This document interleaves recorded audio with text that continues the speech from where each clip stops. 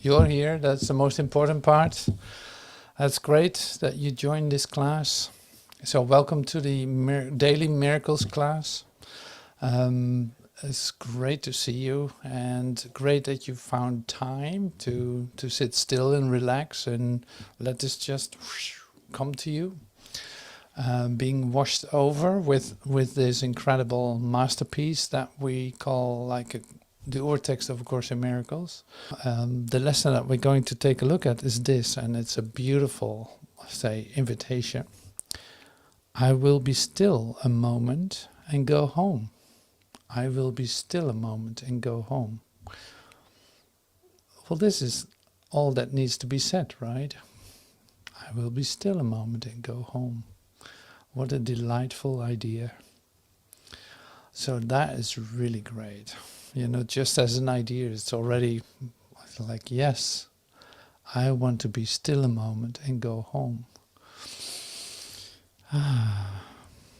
Wow, thank you.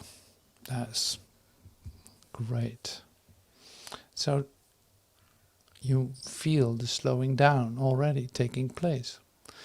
We will slow this down, this speed of this,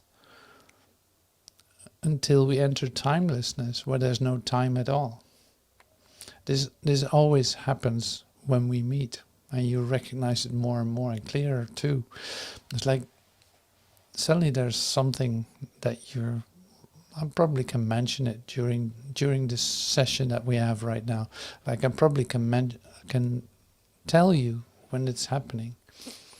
But anyways, slowing it down, there's more space between your thoughts. The light can enter in. It is like, oh yeah, wait a minute, there was a dream. This was a dream. I'm in a dream. I'm the dreamer and the dream itself. You know, like I'm the dreamer. I recognize it. It all starts here. I'm doing this like to myself. But bringing that back to myself, recognizing me as the source of what's actually occurring in my daily, life situation, in my daily observation of myself, in the daily reflections I get back to myself, I give back to myself. I recognize I'm the source. And that is so great to be aware of that, to be aware that you are the source of all this that you see, all the characters that play in it, all the things that appear to be occurring in there. And the character that's you in that dream too. It's like it's all your dream. You take responsibility for it by saying, yes, I'm actually the cause of this. I'm actually doing this. Not that I understand how that works, but I take that on for my own salvation. And my own salvation then is, say, returned back to me. Like here's the source of this nightmare that I'm seeing, or in this whatever it is that you're seeing. Happy dream, okay, that's wonderful. But it's still a dream. So knowing that you are the source, you don't know actually what would be the best for you or for any of the characters in this dream. You would not know what is the best situation for you. You would not even know how to respond to any of it. So recognizing that you're the dreamer, taking full responsibility for it, not knowing how to respond to any of it, you come to the right place to receive the miracle. Because then actually you're open to say like, okay, I don't create myself. I have not created myself. No, I'm the effect of my source. And my source is with me because it created me. It is like what creation is in this moment. And that means like there's something else, my reality, than the dream I'm dreaming, that I feel very much responsible for, but I also want to let go of in that sense. And experience for a moment, at least for a moment, how it is to be the effect of God. To come to this still place, to go home for just a moment. You know, you can return back to the dream. You will. No worries. You're not going to lose anything. But at least now you have the possibility of entering deeply into that which created you. It's not self-made. You cannot do anything for it. You cannot know the way to it. No, it will present itself because it is what you are. It is what you truly are. What created you. So, and this is not a fairy tale I'm telling you. No, this is the reality of who you are. And you can... So some essential parts are in it. One of them, recognizing that you're the dreamer, the dream, and that you're the cause of the dream, makes it possible for you to say, receive, by giving that away, so to speak, receiving the light that you are, seeing that the change is possible, and that is your true identity. So you can actually come to know who you are. And that you bring back into this dream again, because now the dream starts to change too, because your idea about yourself changed. So then it becomes really interesting to see what it is that you do when you enter back into the dream. Even though it is not a reality, you still use it for learning. So it has a specific function, and you need every aspect of it. But at the same time, everything will change all the time, because you, in your idea about yourself, come to know who you are. And the closer you come to that, the lighter the dream will be. And it doesn't always look like that, but it is. So it's like, despite of the appearances that you perceive in this dream, it actually gets lighter. It does seem to become darker, but it becomes more and more obvious that it's an unreality instead of your reality. If you know and remember that there's a way out of it, not to negate the dream, not to negate any idea, no, to use that dream, to come back to the place where you can go home and enter back into the dream, to bring so much light to this dream that it literally starts to dissolve at a certain point. But your input into this dream is very essential, because you're actually responsible for it. You're gonna bring that light in that dream and see it change, and see that there's a different world that you can see. So you could call the happy dream then. So a couple of aspects I want to lift out today, and I'm not going to read the lesson. I always do that at the end. So because it's really like a meditation, this lesson specifically. So one thing I want to read is two parts of chapter 31 of the word text. First one is the recognizing the spirit. So that is on page 279 of the word text, down at the bottom on the right. So I will start with that. So one more thing then about this dream. So here's a statement just above recognizing the spirit on page 279 of the word text. And you might notice it's like a really important part of the course. I do not know the thing I am, and therefore do not know what I'm doing, where I am, or how to look upon the world and on myself. Yet in this learning is salvation born, and what you are will tell you of itself. See, I love that.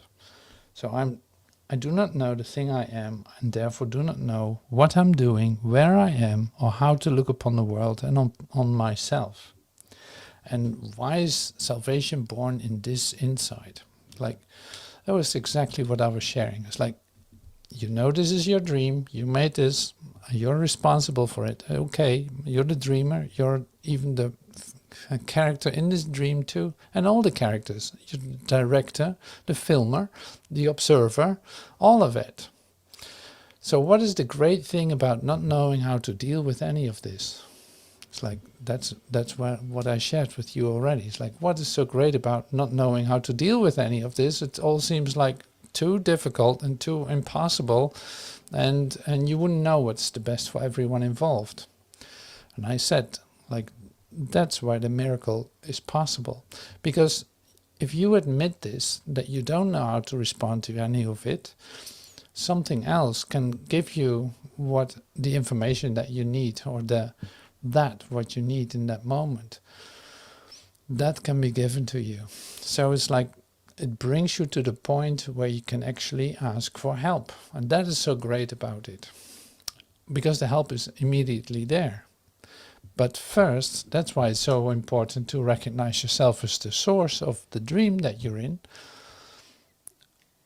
If the source would be somewhere else, like you would be dependent on someone else to say solve your problems, you would really have a problem, because then you cannot have it changed.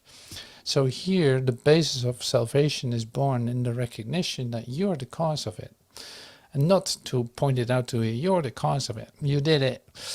It's like, no, that's not what this is about. It's not about punishment. It is a recognition of how does this work. It's like the mechanism of the miracle is in fact recognizing that you created this mess, so to speak, or this nightmare, this whatever. This is what you're calling my life. And by recognizing that you don't know how to respond to it or how to deal with it in any way, that you don't even know where you are and what you're supposed to do with this, and what you are doing, you have no idea what you're doing. If you admit that, then something else can come to you to instruct, to guide. Up to that point, no change is possible. That is so essential. So that's why I love this little phrase that's not even part of recognizing the spirit, but I thought it's essential to bring it in, because it fits so perfectly with what we were sharing. So here we go. So chapter 279. Oh, here it is. Recognizing the spirit. You see the flesh or recognize the spirit. There's no compromise between the two. If one is real, the other must be false, for what is real denies its opposite. So, and there's a biblical reference of John 3. That which is born of the flesh is flesh, and that which is born of the spirit is spirit. So there's no deal to be made between the two. Like you either see that or you see that. That's very black and white, and that can be very helpful for you to hear that. There's no choice in vision but this one. What you decide in this determines all you see and think is real and hold as true. On this one choice does all your world depend. For here you have established what you are as flesh or spirit in your own belief. If you choose flesh, you will never escape the body as your own reality, for you have chosen that you want it so.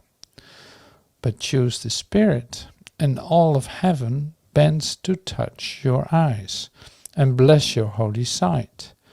And you may see the world of flesh no more, except to heal, to comfort, and to bless. Wow, that's so great. I say this many times, but it's more like you see one thing, you value one thing, like one fleshy idea, so to speak. You value one fleshy idea, flesh, like material idea. That's the place you're going to see. You invite spirit into your vision.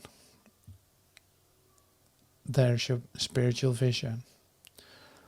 And see, one exception held apart from true perception makes its accomplishments impossible anywhere. So that is how that works. You read this, what I just shared, you read that in the beginning of A Course in Miracles. So it's like you make one idea real here, you're stuck in it. Like not forever, of course not, but you're stuck in it. You made it your reality. There's no way out of it. You made it real. So then, like I shared, you recognize that there's a cause outside of you doing things to you, hurting your body, hurting your family, hurting this or that. You see one source outside yourself. You're in the middle of the battlefield. You're in the middle of the dream, thinking that you're one of the characters, forgetting about that you are the dreamer of this all. You know, so this comes back in many of the times that we come together in class. Like, this is so essential to recognize, because your salvation literally depends on it. Recognizing that you're the cause brings you back to, okay, now I can give it away, because I don't know how to respond to this. This is how I heal. This is how things can change. So that is so clear and so difficult then if you try to understand it and try to figure it out, or try not to hear it, then it becomes even more difficult. True Spirit and all heaven bends to touch your eyes and bless your holy sight. For you may see the world of flesh no more, except to heal, to comfort and to bless. See, this is great too. It's like, it's not that you don't see the world of flesh when you allow Spirit to come to you. No. To heal, to comfort and to bless. It's like, if you recognize that you're the cause of this dream, why wouldn't you be loving to the ones in it? Why wouldn't you bless them? Why wouldn't you comfort them if they're upset? Why wouldn't you? You know, it's like, to heal, to comfort and to bless. That's an essential one to remember. These are the moments that you're actually extending the light to one another, seeing the opportunities. And is there a lot to bless and comfort? Is there a lot to heal? You know, in this, I don't know how that is for you in your dream, but yeah, I see a lot. I see a lot of that. I see a lot of that. And there are like lots of possibilities to comfort. Even by staying quiet in a situation, or staying like at peace in a situation that seems to be very conflicting, is an incredible contribution to the peace at that moment. And also there's a lot to comfort. There's a lot to bless. There's a lot, well, if you don't if you don't believe what I say, that's great too. So turn on your television, go take a walk in your city or in your town. There always will be something there that can use, that is asking for your blessing or your comfort or the healing that you represent. So it's not that you have to look for it; it will come your way too. But you don't have to isolate yourself in your room with the idea of, okay, I'm going to meditate till the end of time, and that should do it. Like, no, this is really different. You enter into this dream. Like, there's no ugly, dangerous world out there. No, it is your dream. It is your expansion, so to speak. You're the ruler of that universe, of that dream. You're the ruler of it. So that means, why would you be afraid of your own dream? Have you thought of that? It's like, why would you be afraid of your own dream? You can only be afraid of your dream if you're thinking that there's something in there that can attack you, right? So, well, that's a crazy idea, isn't it? If you recognize that you're the dreamer and the dream in itself. So, inspired by Spirit, you see that there's a lot to comfort, a lot to bless, a lot to... it's more like you take responsibility for your own ideas, for your own reflections that you see, that you perceive. And there's so much fun in extending this and extending the light to one another and see the healing that takes place. That is what's going to bring me home by seeing that that occurs. Your happiness is healing me. Your smile is what heals me. You know, that is so great. So it comes back to you. That is how beautiful that is. Salvation is undoing. If you choose to see the body, you behold a world of separation, unrelated things and happenings that make no sense at all. This one appears and disappears in death. That one is doomed to suffering and loss. And no one is exactly as he was an instant previous. Like it's a place of change, continuous change, all of that. Nor will he be the same as he is now, an instant hence. Who could have trust where so much change is seen?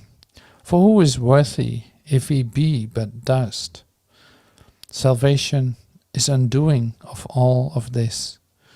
The constancy arises in the sight of those whose eyes salvation has released from looking at the cost of keeping guilt, because they choose to let it go instead.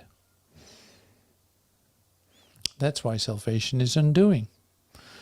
Like, salvation is undoing of all this, and constancy arises in the sight of those whose eyes salvation has released from looking at the cost of keeping guilt. Well, let's take a look at that. What does that mean? Looking at the cost of guilt. What is that? Because they choose to let it go instead.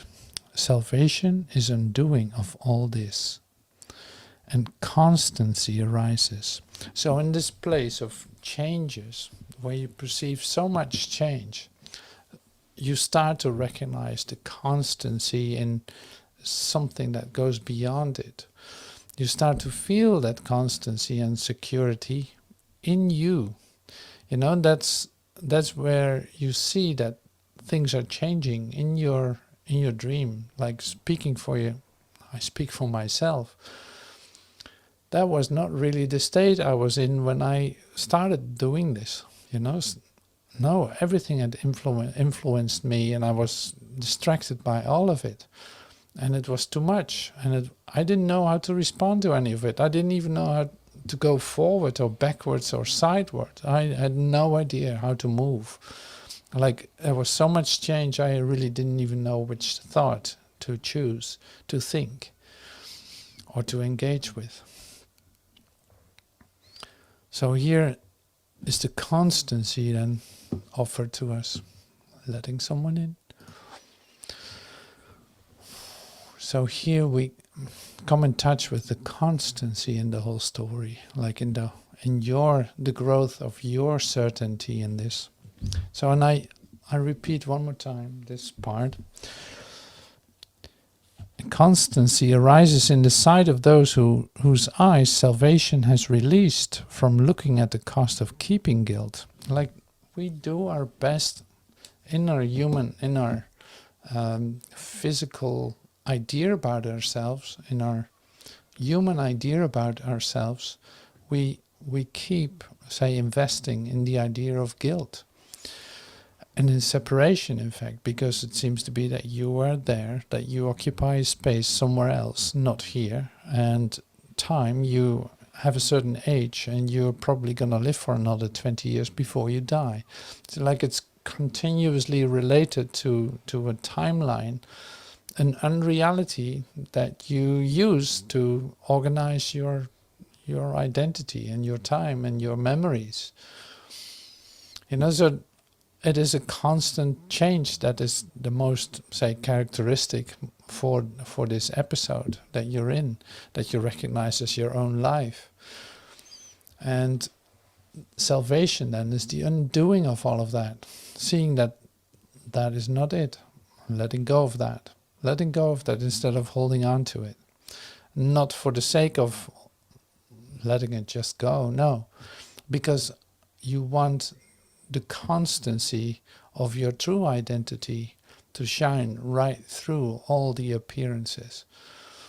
Like that's a real possibility, and you want that. That's your decision to do that. Recognizing the Spirit is this chapter. Like it's a great section in the course. So now we skip through to the Savior's vision, and that starts at 280. So we're actually already on this page. The concept of yourself, which you now hold, would guarantee your function here remain forever unaccomplished and undone. The concept of yourself, which now you hold, would guarantee, with capitals, guarantee your function here remained forever unaccomplished and undone.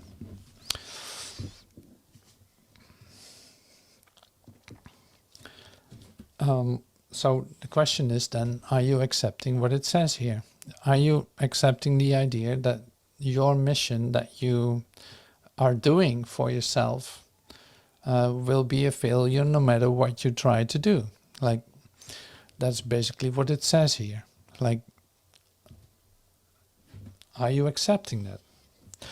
The concept of yourself which you now hold would guarantee your function here forever unaccomplished and undone.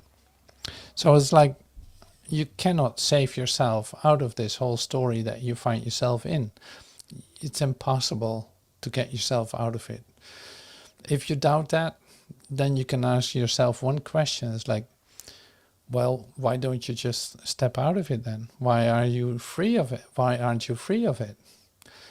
Well, I might have a way to get out of it. Maybe if I do this and this, or try a new kind of yoga, or who knows what, that might help me out of this. Like, oh, okay, you still have a plan for yourself to get you out of where you find yourself.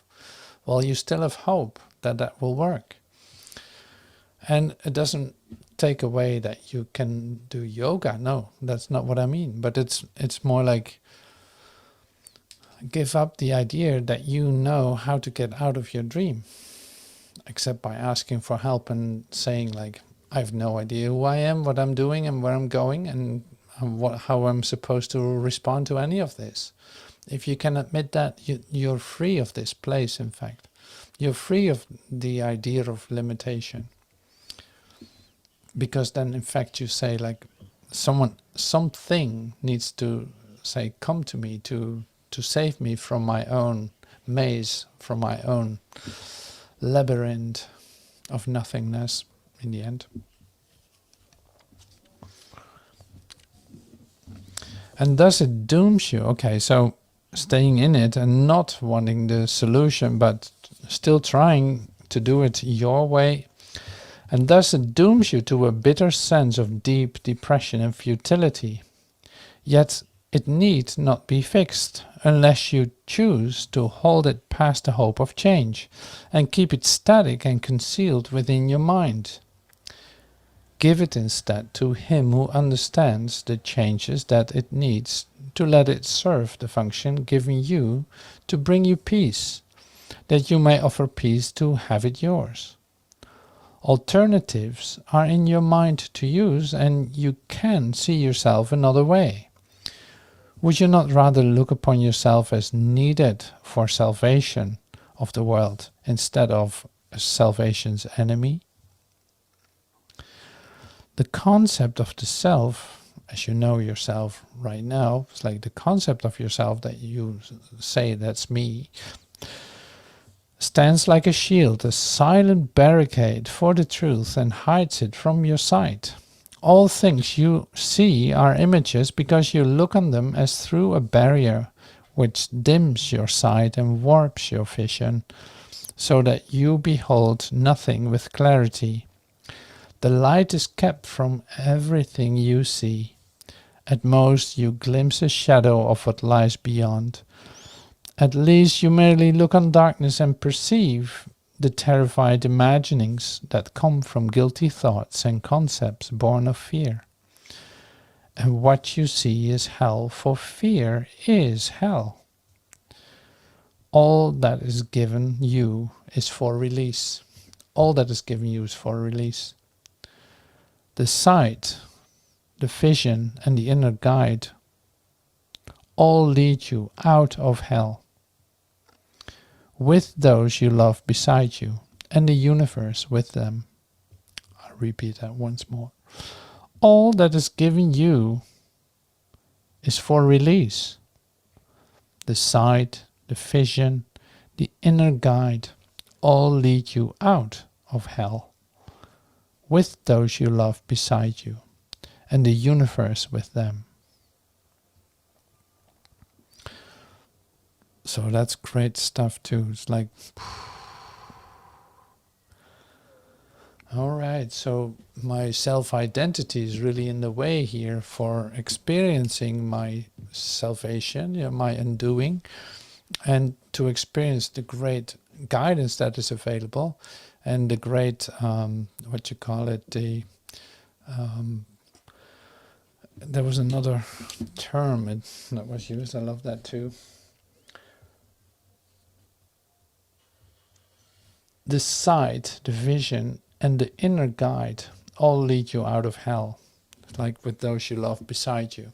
Like this is how this comes about. When you're ready to let this happen, like you will have to allow yourself to change your mind, to receive a whole new vision of yourself, a whole new idea about yourself, and like that's where it all starts. That will lead you out of hell. Like your decision to do that is the first step. Then receiving the guidance is given you. You don't have to organize that, or no, as soon as you give that away, your own idea about yourself, your own belief system, your own concern system, if you give that away, then that opens up the gate, so to speak. That opens up the gate to receive the light and love. And that will lead you out of hell. So that's right here. Savior's vision.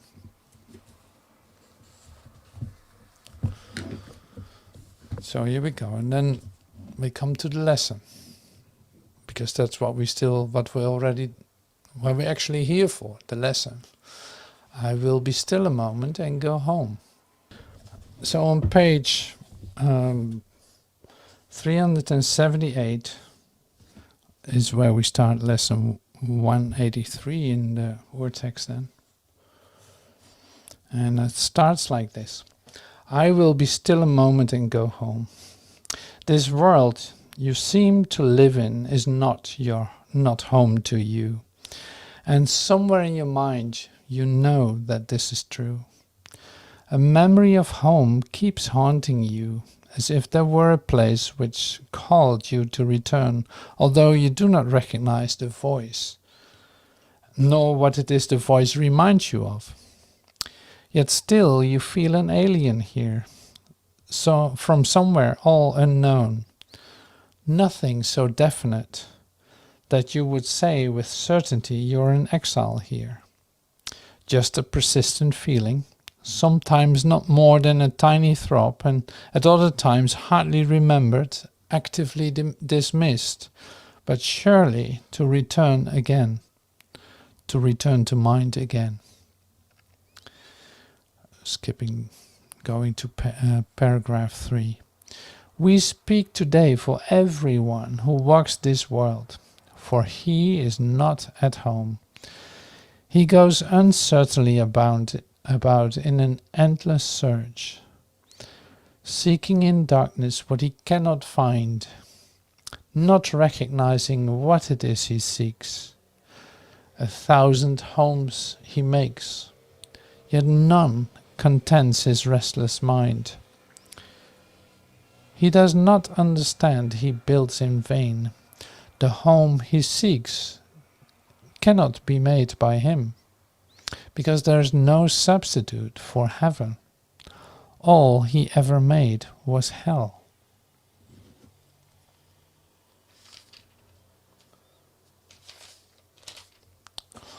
Okay, so going to the 5th paragraph. It is this child in you your father knows as his own son. It is this child who knows his father. He desires to go home so deeply, so unceasingly. His voice cries unto you to let him rest a while. He does not ask for more than just a few instants of respite, just an interval in which he can return to breathe again the holy air that fills his Father's house. You are his home as well. He will return, but give him just a little time to be himself, within the peace that is his home, resting in silence and in peace and in love.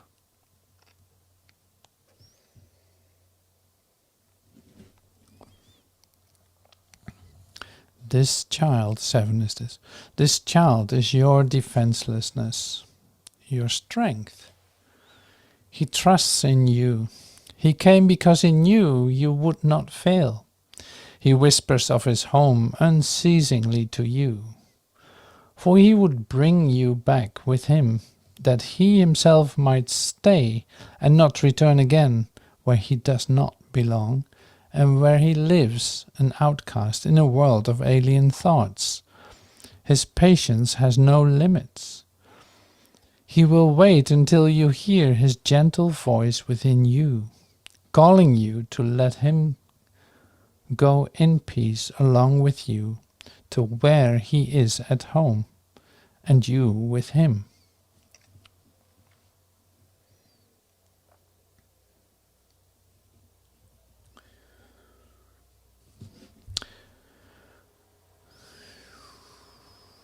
So we go to 9. Rest with him frequently today, for he was willing to become a little child that you might learn of him how strong is he who comes without defenses, offering only love's messages to those who think he is their enemy. He holds the might of heaven in his hand and calls them friend, and gives his strength to them that they may see he would be a friend to them. He asks, but they protect him, for his home is far away and he will not return to it alone.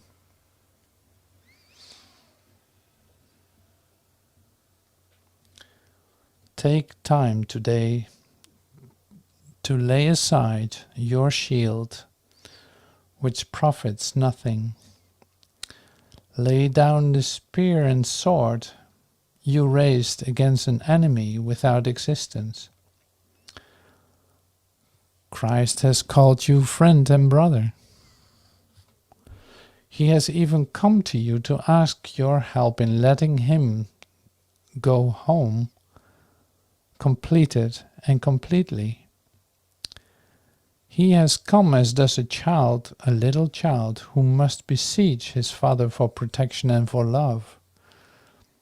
He rules the universe, and yet he asks unceasingly that you return with him and take illusions as your gods no more.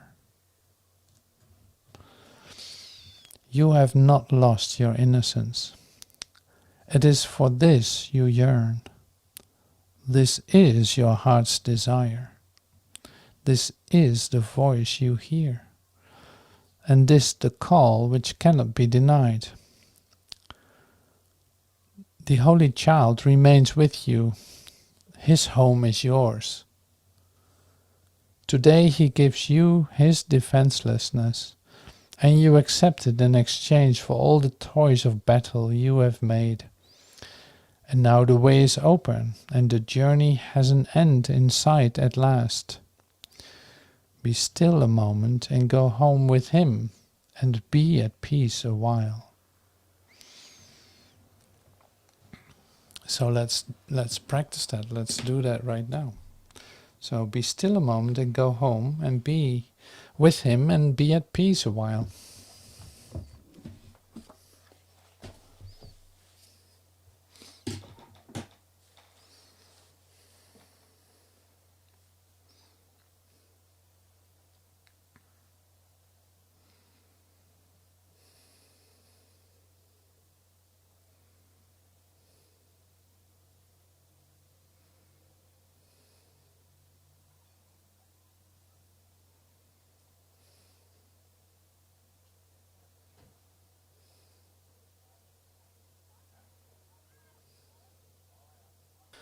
All right. Well, thank you so much for being part of this and doing this together. It's like taking time to be still, to just allow this, to not do anything against it, just allowing yourself to be defenseless. And I don't know how to do that, but I do, and something happens. I don't know how to be completely still, but I trained, like I practiced this, and this is like the 182nd day that I practice this on a daily basis in this lesson, 182. And then it's like, oh yeah, that's so great. I love my practice. Yes, I want to be still a moment and go home.